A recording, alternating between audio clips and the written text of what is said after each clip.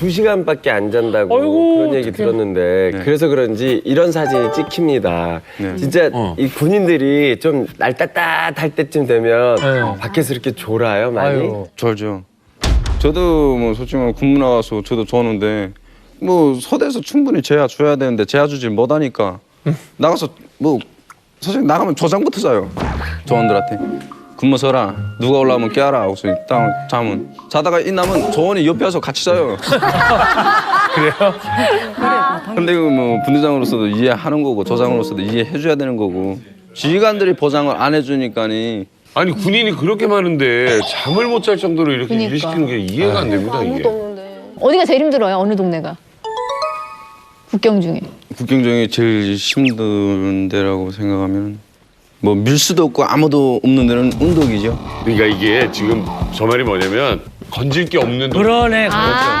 건질 게 없는 건 운덕이거든요. 건질 게 없으니까 뭘 뜯어먹을 게 없는 거잖아요. 아이고. 우리 입장에서는 일이 편한 데가 쉬운 데고 1인분 데가 힘든 데인데 그런 게 아니지. 거기는 돈이 우리는 못 버는 뜯어먹을 게 없으니까. 오직 이만갑에서만 들을 수 있는 놀라운 북한 이야기. 오늘의 주제는요. 특별히 우리 이소연 씨가 브리핑으로 준비하셨습니다. 이소연 씨 나와주세요.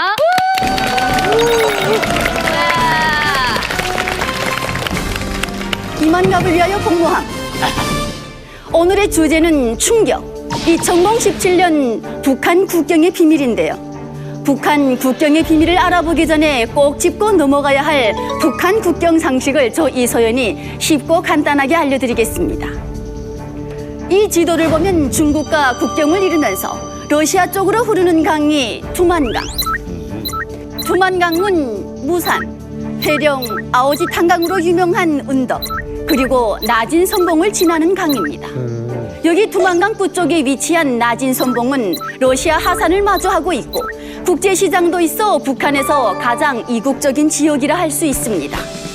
또한 나진에서는 기차를 타고 러시아 하산까지 갈 수 있기 때문에 통일이 된다면 전 세계 일주가 가능하겠죠. 이번엔 중국과 국경을 이루는 압록강에 대해서 알려드리겠습니다.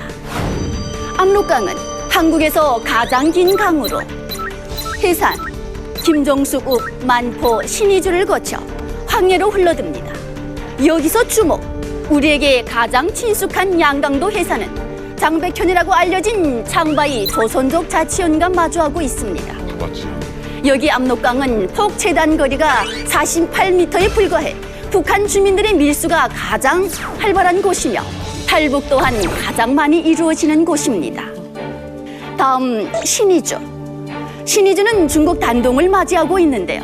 이곳은 국경이 없다고 할 정도로 관광 유람선과 북한 무역상들이 자유롭게 오가는 곳입니다. 또한 신의주는 평양과 가장 가까운 경제 특구로서 중국 단동을 통해 물자를 수입하고 있어 무역의 메카라고 할 수 있습니다. 이제 북한의 국경에 대해서 좀 아시겠습니까? 네. 지금부터 더욱 놀라운 북한 국경의 비밀이 공개되니 기대해 주십시오. 이상 이소연이었습니다.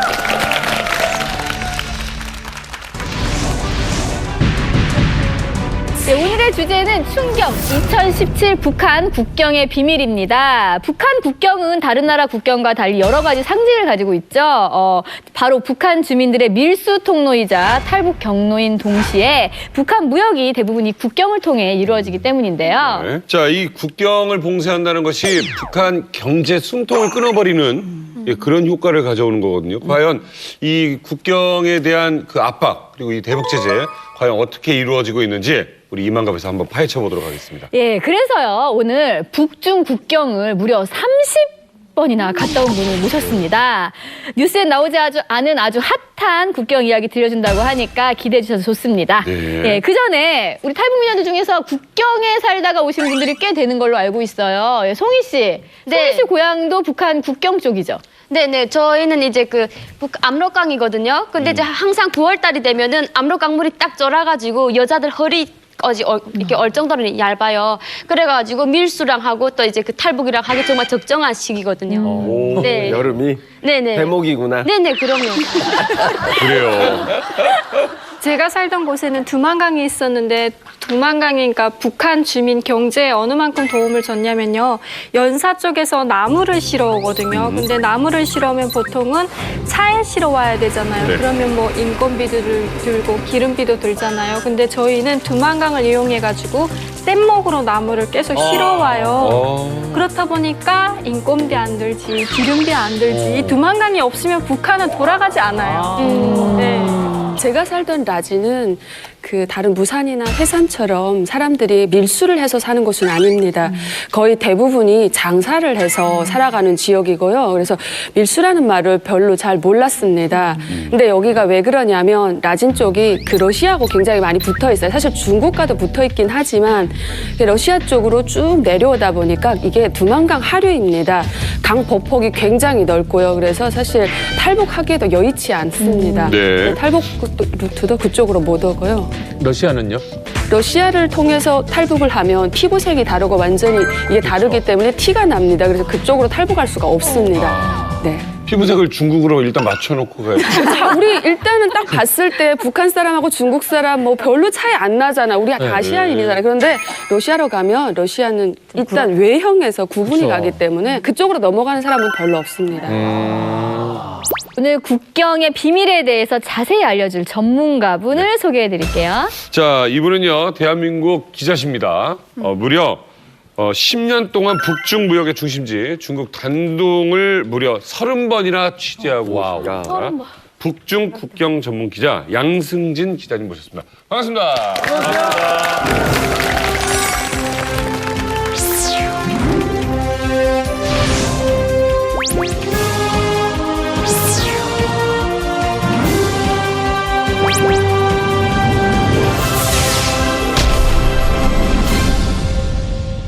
저희가 양승진 기자님께서 단둥 취재한 사진을 이렇게 주제별로 묶어서 영상으로 준비해봤습니다. 첫 번째 주제 공개해주세요. 북중 국경으로 드나드는 물자를 막아 북한 경제의 숨통을 끊어버리는 대북 제재.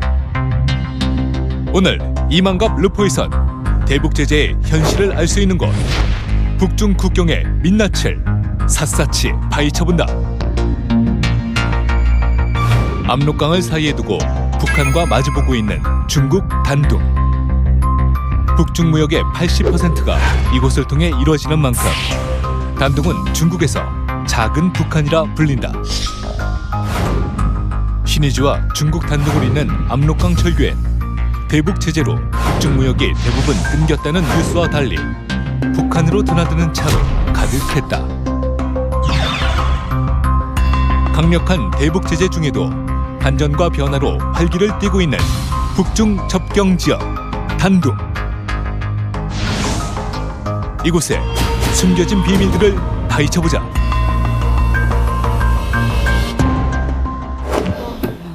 근데 제가 뉴스로 접했던 거랑 너무 다른 느낌이라 분명히 북중 무역이 굉장히 단절돼서 뭐 그런 상황이라고 들었는데 그러니까 막 꼬리를 물고 차들이 진짜 북한으로 들어가고 있어요. 이거 어떻게 된 걸까요? 그 화물차들이 이제 압록강 철교를 지나가고 있는 모습을 보셨는데 화물차들이 이제 오가다 보니까 너무 많은 차들이 이렇게 뒤엉켜서 단둥에 교통경찰이 가서 수신호로 이렇게 할 정도로 그렇게 바뀌었습니다. 그리고 그 제가 이제 압록강 철교를 갔을 때 사실 대북 사업가 한 분하고 갔었는데 그 화물차에 그 뭐 잘 아실 거예요. 공기압 이 타이어. 네. 그 압축되는 모습을 보면서 아, 한 50톤 정도는 적재를 했을 것이다. 그렇다면 그게 하루에 수백 대가 간다 그러면 화물의 양은 어마어마한 거죠. 야, 이건 너무 제가 알고 있는 그 제재 지금 뉴스랑은 너무 다른 얘기인데요. 지금 사진을 좀 하나 몇 개 보면서 설명을 한번 들어보도록 하겠습니다. 자, 저 사진은 어떤 사진입니까? 저거는 그 단둥 세관 앞에 사진인데요. 저기를 통해서 세관을 거쳐서 이제 그 압록강 철교를 통해서 북한으로 들어가는 겁니다. 그래서 지금 대북 제재 아랑곳 없이 도로가 막힐 정도로 지금 쭉 늘어서 있는 상태입니다. 와, 저기다 컨테이너구나. 진짜 많다. 건너편에. 북한으로 수출되는 중국 차량들, 승용차들인데요. 제가 갔을 때 몇몇 곳에 이런 것들이 여러 차들이 있었습니다. 여기 중고차 같은데요, 근데? 네, 중고차. 중고. 새 차예요, 중고차예요? 새 차입니다. 오, 새 차예요? 네. 이 새 차인데 이제 그 야외에다 놓다 보니까 이제 먼지들이 날려가지고 마치 중고차처럼 보이는데 사실은 다 새 차예요. 야, 이건 저 생각도 못했는데 저런 것도 안 되는 줄 알았어요. 정상적인 무역 거래에서는 이상이 없는 거죠. 아, 그래요? 그러면 저는 이게 보면서 궁금한 게 막 트럭이 아까 줄지어가는 거 보면서 대체 저 안에는 뭐가 있을까 되게 궁금했거든요. 이명선 대표님 얘기 좀 해주시죠. 저 안에 뭐가 있어요? 신의주 단동쪽으로 들어가는 그 물자가 대체적으로 그 평양과 또 원산까지 남포 이 시장을 커버하는 그 생필품이 다 저걸로 들어가는데 우와. 하루에 한쪽에서 한 400 내지 한 1000여 대의 트럭이 들어가는 거예요. 평양에서 팔리는 뭐 백화점이나 뭐 이런 제품들이 전부 다 저걸로 들어가는 겁니다. 뭐 군사 무기나 이런 것 좀 규제 제품을 내놓고는 북한의 모든 생필품이 저 루트로 들어간다고 보면 되는 거예요.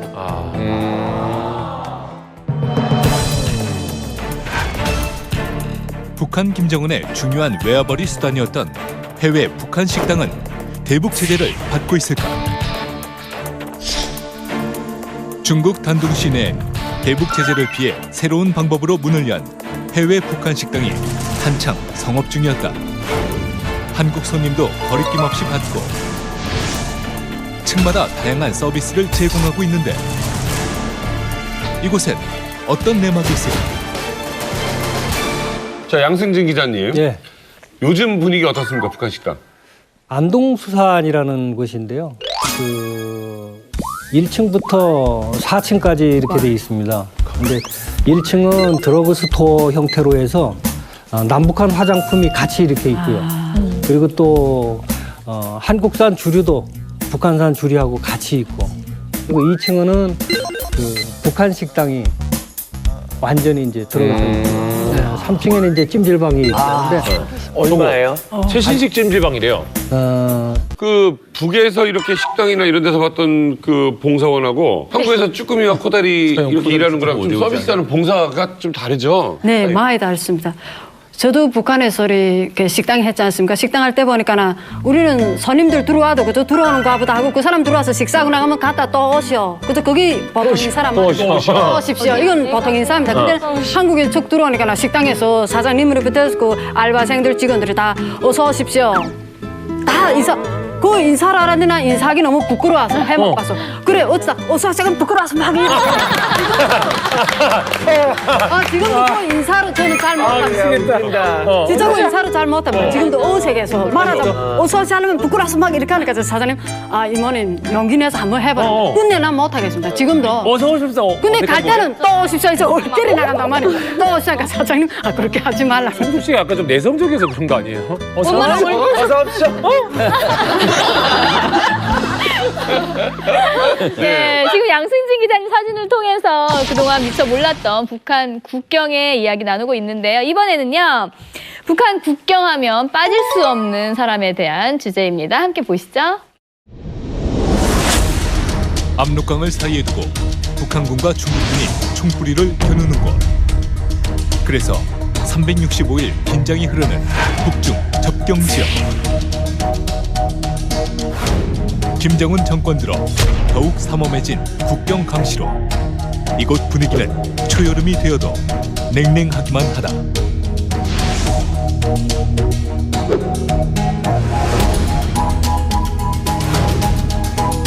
이곳 북중 접경 지역은 이미 초소들로 빽빽하지만 올해 북한 주민들에 대한 탈북 감시가 심해져 국경 경비대 초소는 계속해서 늘어나고 있다. 압록강 국경 지역의 동태를 살피는 국경 경비대. 17세 어린 소년들이 밤낮 없이 경비를 서고 있는 모습이 보인다. 국경 쪽으로 카메라만 들이대도 경계 신호를 보내는 북한 국경 경비대. 압록강 너머 중국 단동에서 본 그들의 하루는 어떤 모습일까?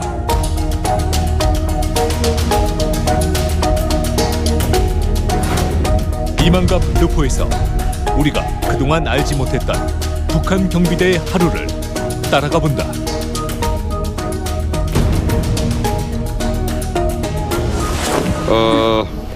자, 국경 경비대 사진이나 영상은 여러분들 많이 보셨을 텐데 우리 양 기장님이 직접 찍은 사진은 지금 너무 가까워서 이거 직접 내가 앞에서 보는 느낌이에요. 저 찍을 때 위험하지는 않나요? 위험하죠. 총 철거덕하면서 들이대는데 안 놓을 사람이 어디 있겠어요. 어떨 때는 뭐 나무 뒤에 혼비백산으로 뭐 숨기도 하고 그러는데 사실은 그 중국인들 관광객들하고 같이 있고 그리고 이제 관광을 갔기 때문에 실제로 그 사람들이 우리한테 총은 못 쓰죠. 단 한 번도 뭐 총 쐈다는 소리 못 들었죠. 네. 쏘면 난리 나죠? 뭐 난리뿐만이 아니죠. 그렇죠. 그래서 이제 그 사람들한테 이 큰 카메라를 가져가면 일단 위협이 됩니다. 제가 보여드리겠습니다. 네. 아유, 이거 보면 좀 간첩이 가져고 갈 만한 카메라인데. 이게 아이돌 이제 팬들이 갖고 다니는 그 대포 카메라 같은 거 아니에요? 이게 예전에 쓰던 카메라고요. 그 사람들이 이걸 보면은 막 놀래요. 그래서 안 되겠다 싶어서 작은 걸로 바꿨습니다. 관광객으로 그냥 보이려고. 근데 사실은 성능이 이게 훨씬 더 좋습니다. 다행이다. 바꾸신 거 자랑하시는 것 같은데. 양 기자님, 데니 씨가 그랬는데 혹시 카메라 자랑하러 오신 거 아니죠? 바꾼 거. 바꾸신 거 자랑하시는 것 같아요. 카메라 장사꾼은 아닌데 아니 여기 국경경비대 출신 전철훈 씨 있는데 실제로 중국 쪽에서 저렇게 사진기를 꺼내서 누가 찍고 그러면 총을 겨누나요? 네, 겨누긴 하죠. 우리도 대대주부에서 지내려는 게 있으니까 한데 절대 총은 못 쏘거든요. 국경이 공동이잖아요. 공동이는 우리가 가서 잡을 수도 없는 문제고 그러니까 총으로 위협만 하죠. 위험만 실제로 쏘진 않을 거면서. 쏘지 못하죠. 보통 아까 초소 사진 보면 좀 이렇게 좀 칙칙한 색이. 칙칙하고 좀 그냥 같은 토양 색깔인데 이거는 토양 옆에 그냥 하늘색으로 색깔이 되게 좀 도드라져 있는 것 같아요. 이렇게 번듯하게 이렇게 지어놓는 초소도 있네요. 이 초소는 김정은 정권 들어와서 이제 확 바뀌었는데 그 과거에는 사실은 단층에 작았어요. 성인이 이렇게 쓰면 뭐 한 목 정도 올 정도에 뭐 그래서 그 여름에 옥수수들이 한창 자라고 하면 그 옥수수 떼공에 가려서 초소가 안 보일 정도. 그래서 김정은 정권 들어서면서 여기는 우리 국경이다. 그래서 그 모습을 보여주기 위해서 관광객들이 많은 곳만 오히려 저렇게 2층으로 번듯하게 많이 세워놨어요. 약간 관광 상품화한 듯한 느낌이 좀 드네요. 그러니까 아무튼 저 김정은 정권 들어서면서 초소도 이제 바뀌었는데 그 국경경비대에서 초소 말고 또 바뀐 게 또 있나요? 국경경비대는 간첩잡이 부대이기 때문에 김정은 정권 들어와가지고 보혜부 소속이라 해가지고 명칭을 바꿨거든요. 했는데 국가 보혜부로 넘어가면서 모든 게 다 중단됐어요. 공급이. 위에서 80%는 대줘요. 근데 20%는 소대서 해결해서 하라니까 그맞자 그렇게 하려면 군인들 근무 시간을 줄이는 수밖에 없단 말이야, 소대서는. 뭐 솔직히 하루에 근무를 8시간 재워야 되는데 평균 2시간. 그것도 근무 나가서 걸리게 되면 2시간도 안 자요. 하루에 2시간밖에 안 잔다고 그런 얘기 들었는데 그래서 그런지 이런 사진이 찍힙니다.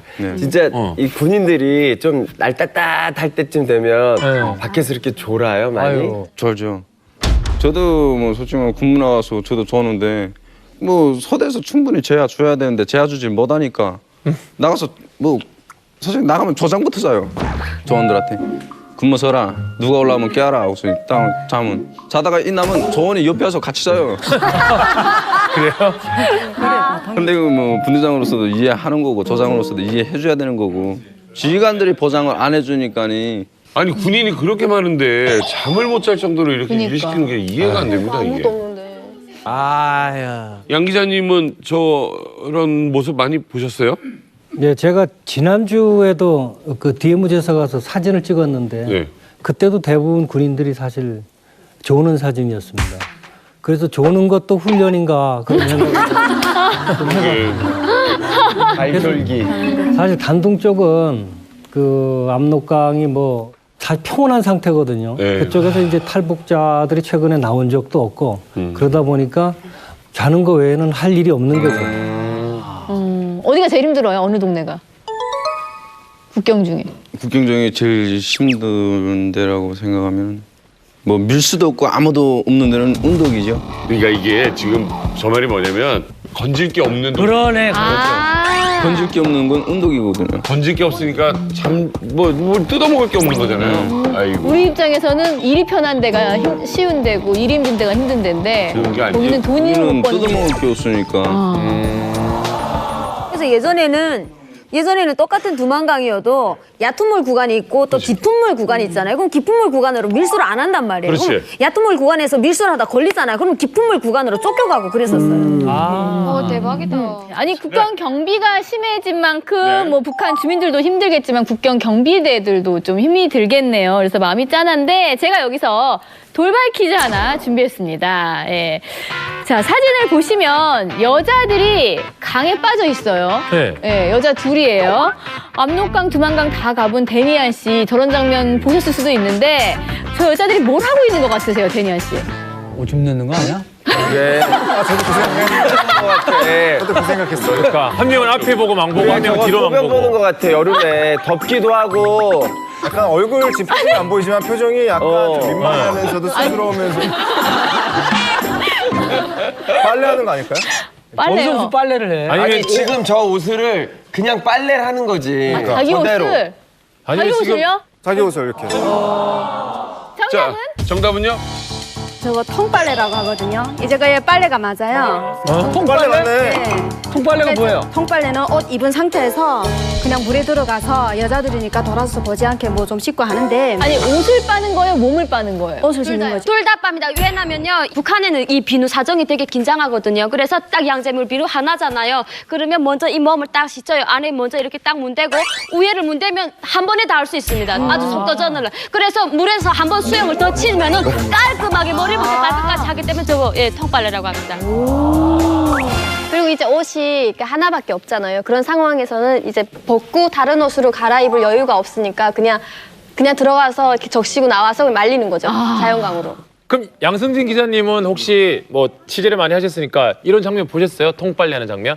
그 아까 이제 초소 보셨지만 거기 뭐 에어컨이 있겠습니까? 뭐 얼마나 덥겠어요 여름에. 그래서 군복 입은 채로 강물에 들어가 있는 걸로만 알았어요. 수영하는 줄 아셨구나. 저는 국경 경비대 아까 보면서 거기 있는 분들은 놀기는 놀아요? 보통 이렇게 좀 뭐 군 부대 있으면 주말에 좀 쉬는 시간도 있고 놀고 춤도 추고 이러거든. 족구도 하고 유흥도 있고 하는데 뭐 노래도 하고. 놀기는 놀아요?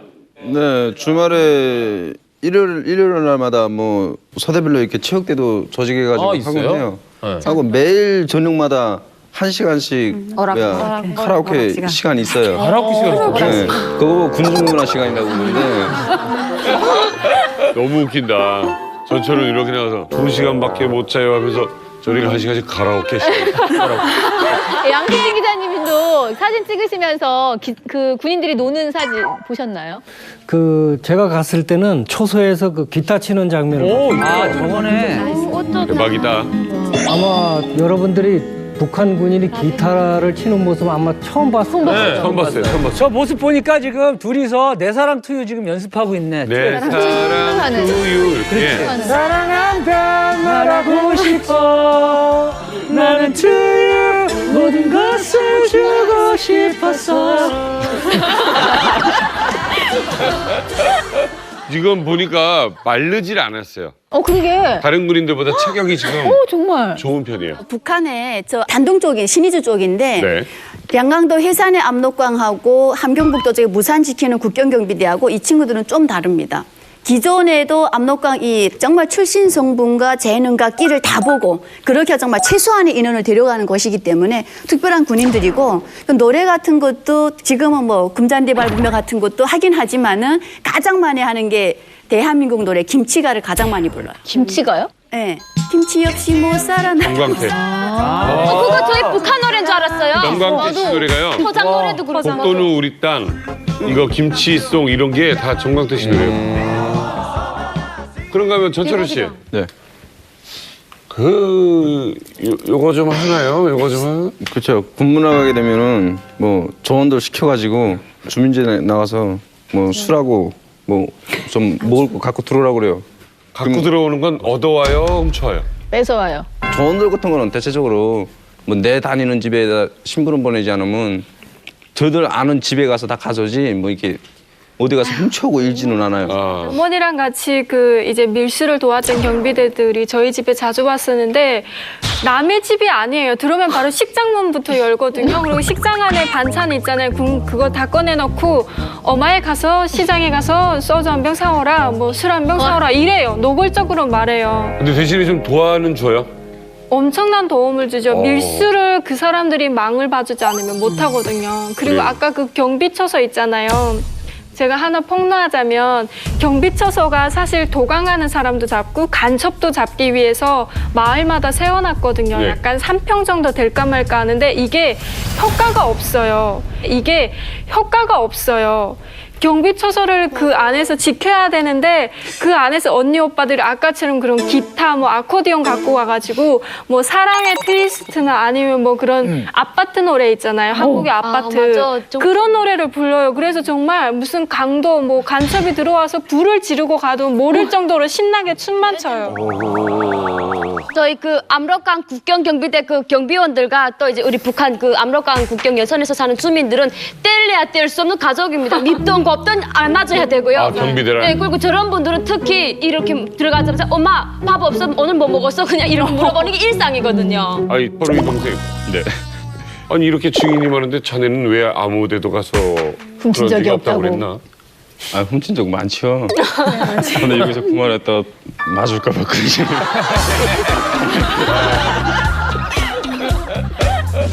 요 사진 보면 참 재밌는데요. 네. 일반인들은 왜 옷을 입고 있는데 군인들이 팬티만 입고 있어요. 근데 팬티도 색이 달라. 한 사람은 4각인데 한 사람은 3각. 이게 그러니까 사제 팬티 같아. 너 고무줄이 약하네. 홍희 씨 이런 모습 봤어요? 좀 남사스럽지만. 엄청 많아요. 특히 우리 그 압록강에는 이제 저런 국경 경비대 소름 군대들이 이제 하는데 저는 저분들이 지금 저렇게 입고 있잖아요. 어느 분이 무수가 하는 어느 분이 뭐 하는지도 알아요. 팬티 색깔마다 달라요. 왜냐면 중국 팬티 정도 입었으면은 만약에 뭐 분대장이라던가 부소대장 되고 저런 팬티 입은 거는 전사들이에요. 네. 아니, 근데 머리를 왜 저렇게 했어요, 최룡 씨? 머리를 근무 설 때 아군하고 싸우잖아요. 싸우게 되면 이 머리털 잡히니까 그래서 머리털을 빡빡 밀어가지고 저도 지금 머리 빡빡 깎잖아요. 저 여기 와서까지도 머리 몇 길렀어요. 조금만 길면 답답해가지고 편하지. 막 불편해요 이 머리가. 서른 씨, 이렇게 본인이 직접 일하던 국경 경비대원들을 이렇게 사진으로 보니까 기분이 어떤가요? 사진으로 보니까 저도 경비대 땐 저랬는가 하는 생각 들고요. 지금 생각해보면 제가 뭐 여기 한 거 솔직히 잘 왔다고도 생각되고요. 아우, 진짜 사진 진짜 한번 행복하다고 생각해요. 사진 한번 구해봤으면 좋겠다. 혹시 철원 씨 사진 가지고 있는 분 제보 받겠습니다.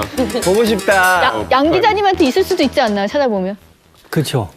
10년을 찍으셨으니까. 네. 그러니까. 뭐 어느 초소였다고만 얘기하면 제가 찾아보려고. 아니, 기자님. 몇 장이나 가지고 계실까요, 사진? 제가 한 10만 장, 한 10만 장. 대단하다. 있겠다 그럼 있겠어. 그러니까 옛날 인화 방식이 아니라 디지털이 나오고 나서는 더 보관이 좋으니까. 한 번 가면은 보통 2,000장 이상. 우와, 대박이겠다. 기자님의 작품들 한번 다 보고 싶네요. 예. 처음에 이제 뭐 보도 사진이지만 오늘 이게 역사가 되고 또 기록이 됐으니까. 네. 자, 이번에는요, 우리 홍서범 씨가 또 미니 퀴즈를 준비하셨습니다. 자, 정말 재밌는 퀴즈를 제가 준비했어요. 미니 퀴즈. 중국 단둥에 가서 이명선은 한국 마트에서 김일성 배지를 달고 네모 사는 북한 사람을 보고 놀랐다. 뭘 보고 놀랐을까요? 이명선 대표가. 정답. 네. 한국 라면. 그게 뭐에 놀래요? 북한에 베니안. 밀수 안 놀랐어. 뭐 얼른 생각나는 거. 라면도 그렇던데. 태블릿 PC. 그건 놀랄 만한 게 아니지. 내가 힌트를 드릴게요. 아, 정답. 네. 힌트 준다. 한국 드라마 CD. 날 보고 얘기해봐, 날. 내가 힌트를 준다니까. 내가 무슨 홍보대사야? 정답. 아그라. 맞을 거. 정력제. 자, 정답은 중국 단둥에 간 이명선은 한국마트에서 김일성 배지를 달고 아그라를 사는 북한 사람을 보고 놀랐다. 어떻게 맞췄지? 그게 북한 사람들도 이 효능을 알고 있는 거네요. 그러니까 참 북한이 요새 많이 변화가 있어가지고 그전에 그 국가 개념 이런 개념 많이 없어지고 모든 회사 개인들이 전부 다 사업에 눈이 튼 거예요, 이게. 그래서 회사마다 막 경쟁하는데 내가 가만 보건데 아마 사랑 사업도 많이 발전한 것 같아요. 네, 그러니까 이제 제가 이제 단동에 우리 사업체가 있다 하니까 이제 자주 나가 보면 이제 한국마을 마트도 있고 뭐 푸드코도 이렇게 쭉 있는데 거기 와가지고 한국 상품들도 이렇게 사고 믹스커피도 사고 막 하는데 종력제 이런 데 상당히 이제 관심을 가지고 그걸 사는 거예요. 가만 보면은 아마 상사들한테 아마 상납하려고 하는 그런 느낌이 많이 들더라고요. 송중 씨, 비아그라가 뭔지 아세요? 제가 그러잖아 지금 물어보려고 겁니다. 비아그라란 게 뭐입니까? 뭐가 뜻이에요? 아까 있으니까 대기실에서 그러란 말라서 제가 무슨니까 소연이가 말하니까 소연이가 언니 정말 모른다니까 약가 대주는 게 진통이 오고 머리 두통이 올 때 먹는 약이라서 그러면 오늘 내가 물어봐 약 하는 걸 알아가지고 내 먹어야 되겠다. 내 머리 두통이 나중에 따로 제가 가르쳐드릴게요. 네, 양 기자님도 저런 장면 보신 적 있으신가요? 예, 북한 사람들이 이제 대형 마트나 이런 데 오면 한국산 홍산 제품이나 아그라 뭐 이런 것들을 사는데 올 때 사실은 배지를 달고 오면 좀 보기가 그러니까 보통은 이제 이렇게 외투나 겉옷을 살짝 걸치고 들어갑니다. 배지 안 보이게. 네. 그리고 이제 그 사람들이 거기 와서 살 정도면 북한에서는 그래도 살 만큼 사는 사람들이라 우리가 서울에서 뭐 슈퍼마켓 가서 뭘 사듯이 뭐 아무 거리낌 없고 여기하고 사는 건 똑같습니다, 거의. 그러니까 중국 지금 단동 지역에 보면 호텔 들어가면 70%가 이 북한 사람들입니다. 아유, 무서워. 아침 식사하러 이제 호텔 식당에 가면 다 같이 그냥 뭐 한국 사람, 남한 사람 다 모여서 같이 식사를 해요.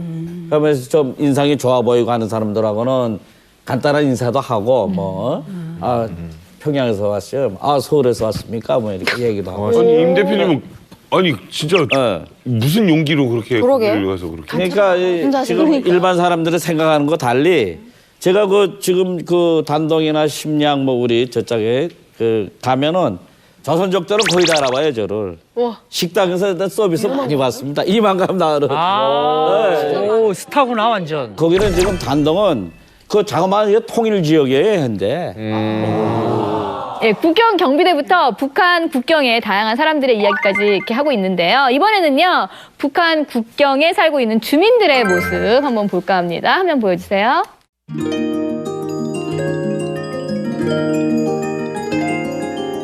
북한과 중국을 가로지르는 압록강. 북한 주민들은 매일 이곳에 나와 마실 물을 깃고 삼삼오오 수다를 떨며 빨래를 한다. 고된 삶의 터전인 압록강과 중국 창바이현의 최단 거리는 48m. 매년 수백 명의 북한 주민은 이 짧은 구간을 건너다 생과 사의 갈림길에 선다.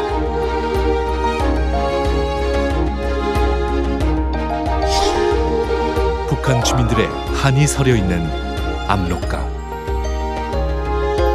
북한 국경 100m 앞에 이만갑 르포는 강마을 사람들의 모습을 카메라에 담았다.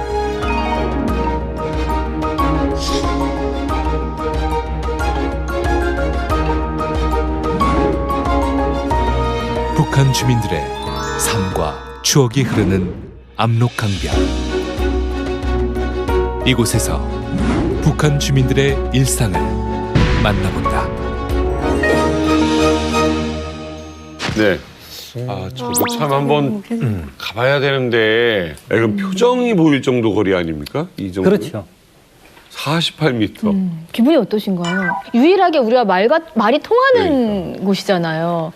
많은 얘기들을 하죠. 뭐 괜찮냐, 어떠냐 요새 뭐 그러면 그 사람들이 듣기는 다 듣는데 절대 말은 안 합니다. 사실 제가 국경 지역에 갔을 때 아까도 말씀드렸지만 이렇게 정말 가까이에서 아이들도 보고 어떤 아저씨는 자전거를 타고 지나가시다가 저희를 보고 한 손으로 이렇게 하셨어요. 이렇게 하고 다시 잡으셨는데 저희는 그게 이제 의견이 달랐거든요. 인사를 한 거다 우리한테 아니면 찍지 마라. 근데 그래서 저희는 말을 걸고 싶어도 걸지도 못하고 마음대로 이렇게 사진을 찍고 싶어서 찍지 못했거든요. 근데 기자님이 찍은 사진을 보면 아이들이 이렇게 포즈를 지금 취해주고 있는 것 같은 그러니까 사진이에요. 이거는 뭐 명백한 포즈네요. 짜잔 이렇게. 예, 지금 이제 저 모습이 북한이 남한을 보는 모습을 그대로 투영한 건데요. 사실은 먼저 큰 키에 있는 친구는 명철이죠. 나 닮았다.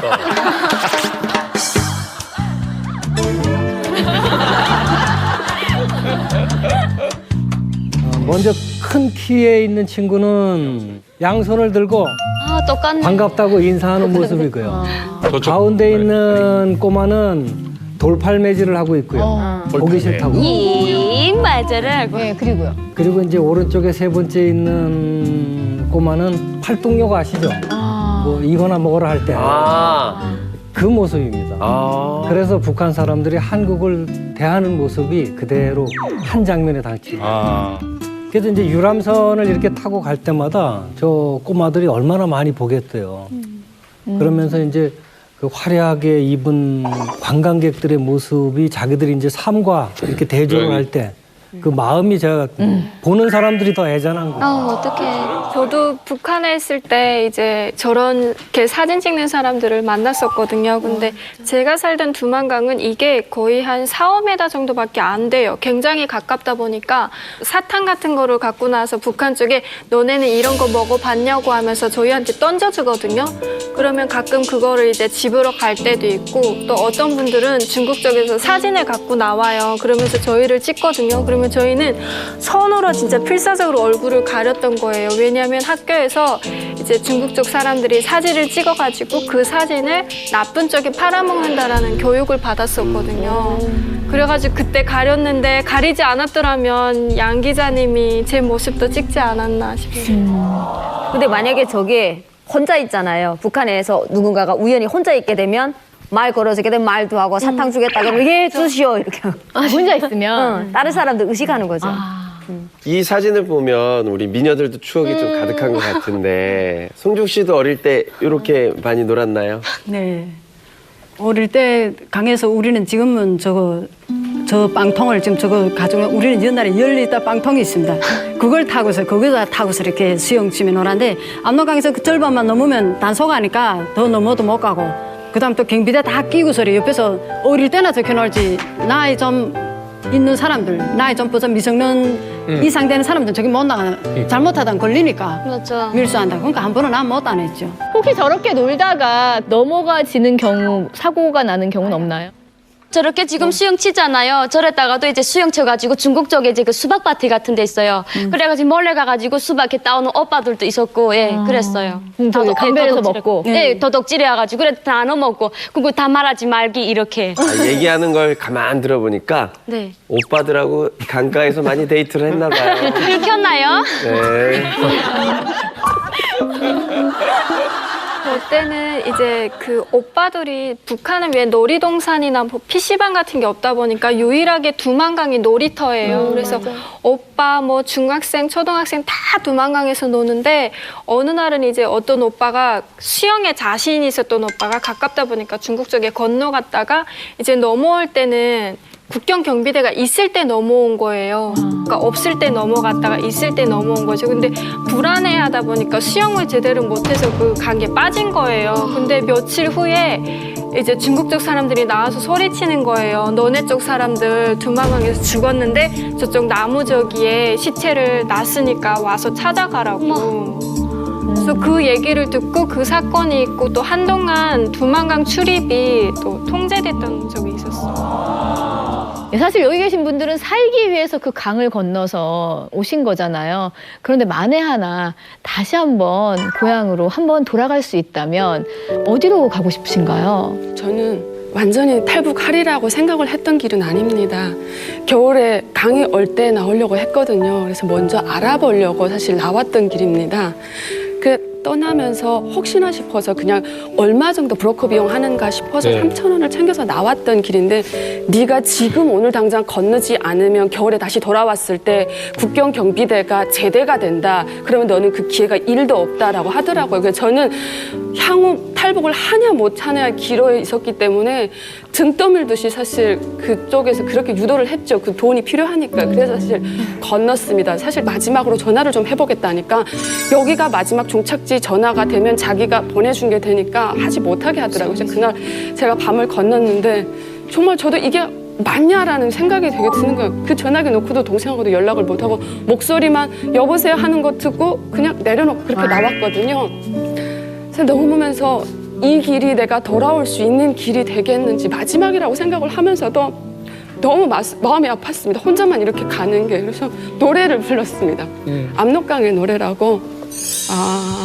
압록강의 푸른 물아 고향 산천아 그러면서 언제 돌아갈지 기약할 수 없는 길을 떠나는데 너무너무 슬펐습니다. 그 마음이 아프고 찌릿찌릿하다는 걸 그때 제가 조금 느꼈습니다. 엄마 생각이 되게 많이 나네요. 가슴이 가만 뭉클하게. 저는 이렇게 국경 지역에 있는 국경하고 마주하고 있는 해산이나 그런 데보다 전화 통화를 못 하거든요. 네. 그래서 2년에 한 번씩 하는데 며칠 전에 어머니한테 전화 온 거예요. 근데 엄마가 전화하면서 나보고 엄마가 세상에서 하늘에 죄를 줘서 막내 딸 한 번도 못 보고 산다고 엄마가 정말 죄 지었다고 엄마가 죄송하다고 미안하다고 하더라고요.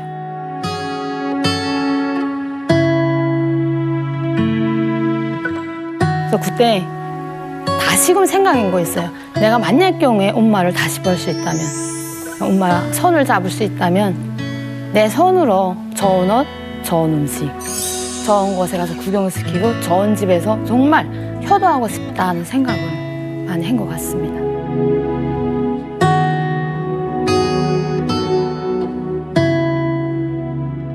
저는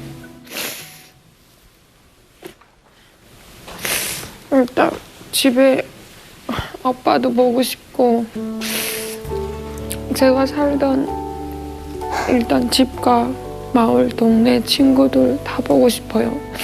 남한에 와서는 그냥 좋을 줄만 알았는데 와서 사실 마음이 텅 빈 것 같았거든요.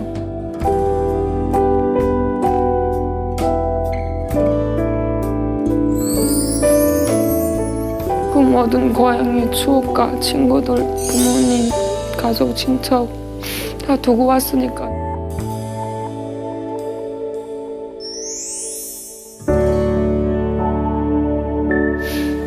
진짜로 한번 가보고 싶어요.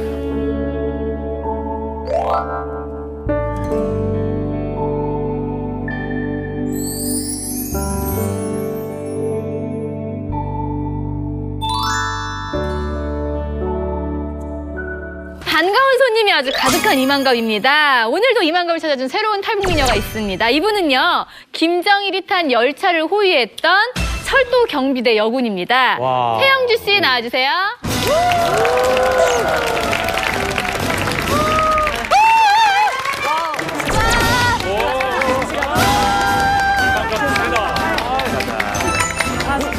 청참어부 직속 23 철도경비여단 사중대 이소대 최용주. 안녕하세요. 안녕하세요. 안녕하세요. 청참어부 직속 철도경비여단에서 7년 동안 군복무한 최용주입니다. 저는 열차로 현지 지도한 김종일이 때문에 허위 행사를 60여 차례 참가했는데 오늘 그 비밀스러운 이야기 기대하세요.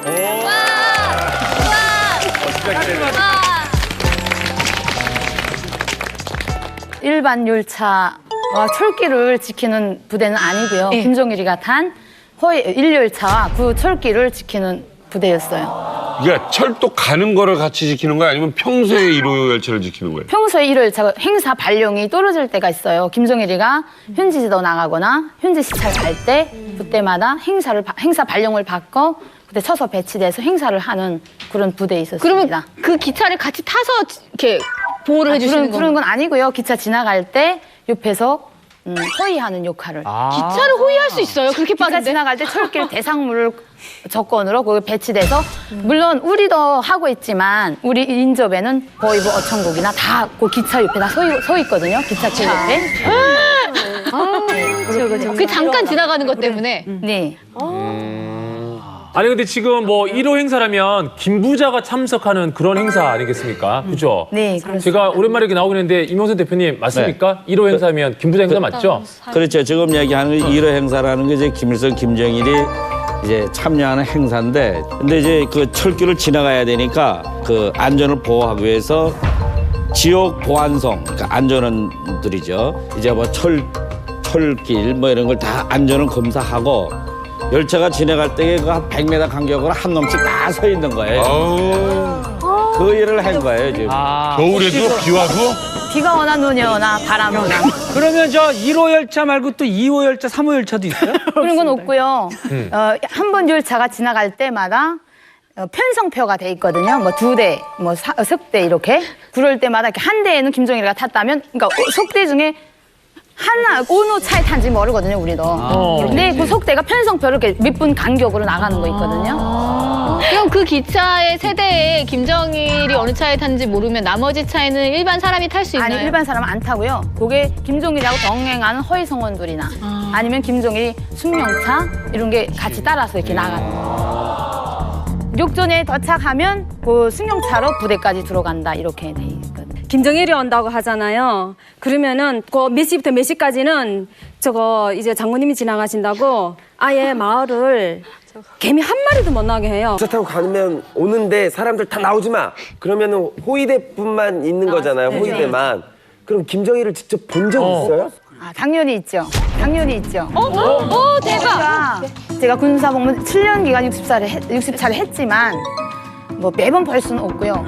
예, 일요일 저는 어차피 커튼이나 이거 창문을 다 내리고 지나가기 때문에 보지 못해요, 그렇게. 근데 김정일가 러시아 방문하고 들어올 때 김정일가 커튼을 치고 내리고 우리한테 손 흔들어주더라고요. 와. 그때는 이 세상을 다 가진 것 같아서. 아니 그러면 그렇지. 행사는 굉장히 플랫폼에 가까웠을 때 이렇게 사람이 보일 것 같은데 기차가 엄청 빠른데 안에서 손 흔드는 게 보일 정도면 기차가 빠르진 않나 봐요. 아, 그렇게 빨리 지나가다가 김정일이가 천천히 가 하면 천천히 가고. 그러니까 지나가는 속도가 매번마다 틀리거든요. 아, 정말요? 기차 말이 아프냐? 손 날릴 거야.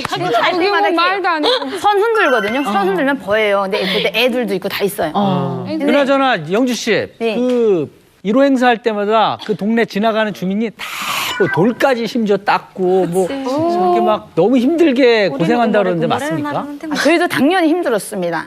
힘들었던 게 김정일이가 행사 발령 떨어지면 나가서 수색을 하거든요. 수색과 검사를. 근데 폭발물이 배치돼 있지 않는지, 요일차에 리루못이 3개 이상 빠지지 않았는지, 뭐 리루가 3개 이상 썩지 않았는지, 리루 사이가 자갈이 오만큼 덮여 있는지 이걸 수색엔 조건에서 상급에 보고하고 쳐서 배치된 상태에서 5시간, 6시간 동안 김정일 차를 기다리는 거죠. 아유. 그 기차 색깔 뭐예요? 파란색이에요. 네? 파란색인데 내연기관차로 나가고 있습니다. 전기기관차가 아니라 내연기관차로, 그러니까 기름으로 타는, 지금으로 말하면 이게 전기로 나가는 기차가 전기는 못 갈 수도 있으니까 그냥 내연으로 해서. 내연에서 쫙 나가는 거죠. 일반 주민들 거는 전기기관차거든요. 가다 서고 하는데 전기가 없으니까. 그 아까 김정일이 탄 열차를 경비하셨잖아요. 네. 그러려면 사실 훈련도 엄청 빡셌을 것 같아요. 보통 훈련은 아니었을 것 같은데 영주 씨는 어떤 훈련을 받으셨어요? 김정일이가 야 오늘 5시까지 뭐 어디 배치되라 이게 아니라 100% 암호화 비밀로 돼 있습니다. 내가 나쁜 마음 먹으면 그 지나갈 때 폭탄 던져도 되는 거 아니에요? 받아야죠. 그 전에 그러면 그 일을 하는 사람들은 신원조회를 철저히 하겠네요. 네, 우리 부대는 토대를 기본으로 받던 것 같습니다.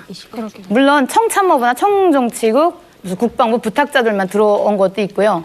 그게 그렇다면 그 부탁자라면 나 토대가 적거든요. 부탁자가 뭡니까? 부탁자라는 건 청참호부, 청정치국, 국방부에서 간부 자녀들을 군사복무 시켜야 되겠는데, 그러니까 좋고 좋은데. 그런 표준을 갖추려고 네. 들어오는 것이죠. 영주 씨 말 들어보면 사실 아무나 갈 수 없고 좀 약간 좀 빵빵한 사람들이 들어갈 수 있는 곳이잖아요. 네. 그렇다면은 다른 곳보다 좀 밥도 좀 잘 나오고 월급 같은 것도 좀 많이 주나요? 네, 월급은 그런 건 하나도 없고요. 건국은 우리 허위행사 하는 기간에는 물론 허위행사 식료품이나 허위행사 통조림이 따로 나오고 있습니다. 우리는 통조림 밥, 뭐 통조림 뭐 과일 통조림, 김치 이런 거 통조림을 가지고 나가서 먹으면서 거기서 자리를 못 두고 죽어도 거기서 아파서 죽어도 거기서 죽어야 한다. 아이고. 먹으면서 그렇게 하고 그러니까 행사 안 할 때도 그냥 백미에 고기, 계란 이런 거 똘보지 않고 먹었습니다. 그러니까 먹는 거는 잘 먹었네요, 그죠? 네. 그거를 잘 먹여야죠, 진짜. 종종 해장 이번에 소고기도 먹어봤습니다. 어머나. 대한족십사사 해가지고 딱 포장된 거를 우리가 이거 아무나 먹을 수 없는 거죠, 그게? 우와, 우리는 뭐 먹었는데. 네, 소를 조기정 회장이 아마 1,001마리를 보냈을 거예요. 그렇게 많이 보냈어요? 한 마리. 그거 어디 갔지? 1,001마리. 왜 홀수를 보냈어요? 북한에서는 1,000마리는 보냈고 한 마리는 조기정 회장이 남한으로 갈 때 한 마리를 도둑질해 갔기 때문에 1,001마리를 해서 한 마리를 보내왔다. 맞다. 2마리 보내깁니다. 한 마리는 제가 가져간 번전을 보냈다 해서 1,001마리로 알고 있습니다. 우리는. 야. 탈북하면서 중국에서 잠깐 있었는데 아들이 있습니다. 그 아들에게 떳떳한 엄마가 이렇게 잘하고 훌륭하게 한국에 와서 잘 살고 있다는 거 보여주고 싶어서 이렇게 나오게 됐어요. 지금 몇 살 정도 됐어요? 5살. 아이고, 애기네요. 제일 보고 싶은 게 언제예요? 애기 생길 때 내가 좋은 거 사 입고 좋은 거 볼 때 그때 애기하고 같이 했으면 얼마나 좋을까. 몇 년이나 못 본 거예요? 2년? 아우, 2년새 얼마나 많이. 2년이면 아니 애기를 데리고 오지 그랬어요 같이. 그럴 조건이 안 돼 있었어요. 중국에서 우리 이만가 많이 보잖아요. 네. 그래서 아이가 혹시 볼 수도 있으니까 그럼 엄마 잘 있다고 이렇게 영상으로 인사 한번 해주시죠. 아들, 엄마 이렇게 잘 있고 앓지 말고 건강해서 엄마하고 꼭 만나자. 그리고 아들, 엄마 항상 마음속에 우리 아들 있는 거 알지? 아들, 화이팅! 엄마 빨리 갈게.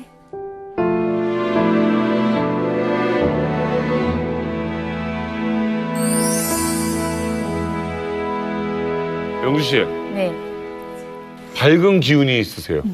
감사합니다. 네, 밝은 기운이 있는 사람들 끝내 밝게 잘 된다고 믿어요, 저. 감사합니다. 예.